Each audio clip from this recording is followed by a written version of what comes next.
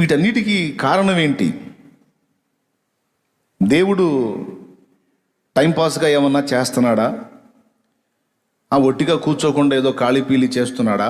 లేకపోతే ఆయన అనుమతించే ప్రతి శ్రమ వెనక ఒక న్యాయమైన కారణం ఉందా?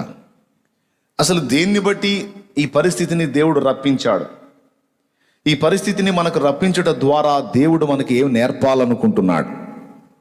నా జీవితంలో ఈ పెను సమస్యల్ని అనుమతించడం ద్వారా దేవుడు నాకు ఏం బోధించాలనుకుంటున్నాడు? ఏ పాఠాలు నేర్పాలనుకుంటున్నాడు?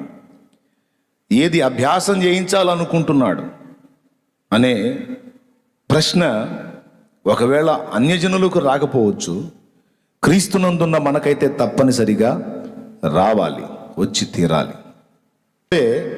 ప్రతి శ్రమ, ప్రతి సమస్యలో దేవుడు మనకు దాచి ఉంచిన పాఠాన్ని మనం నేర్చుకొని ఆ విషయమై మనం దేవుని చేత సరిచేయబడి కృప పొందుతాం. సమస్యని గుర్తించకపోతే దేవుడు అనుమతించేటువంటి పరిస్థితులకు కారణాలు అర్థం కావు. ఆ కోణంలో దేవుడు అన్యాయంగా నన్ను ఇట్లా చేశాడనే మాట నువ్వు అనాల్సి వచ్చింది. ఒక హాస్పిటల్లో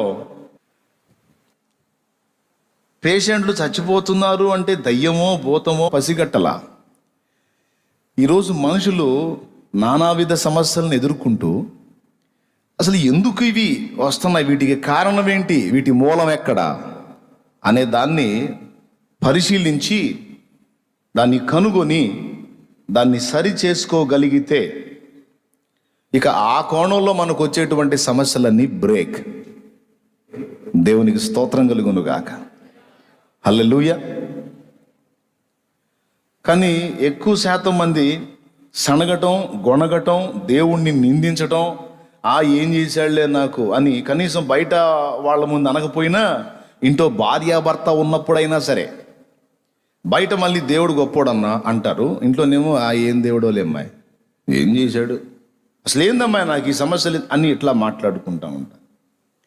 నేను చెప్తున్నా, దేవుడు ఒకటి నీ జీవితంలోకి, నా జీవితంలోకి ఒకటి అనుమతించాడు అంటే దాని వెనక మనకు అర్థం కాని కారణం ఏదో ఉంది. దాన్ని వెతకాలి. హాస్పిటల్ సిబ్బంది 5 పోయినాక వెతికారు. మనం కూడా చాలా భాగం ఇబ్బంది ఎదుర్కొని నలిగిన తర్వాత ఎక్కడో ఒకసారి మనకు క్లిక్ అయ్యిద్ది అనమాట. అరే ఈ కారణాన్ని బట్టి నేను ఇలాగయ్యానా.